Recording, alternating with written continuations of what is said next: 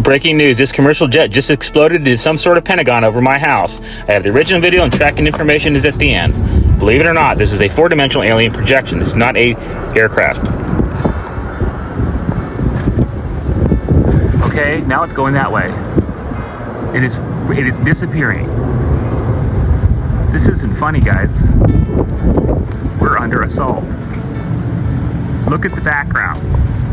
Look at the freaking background.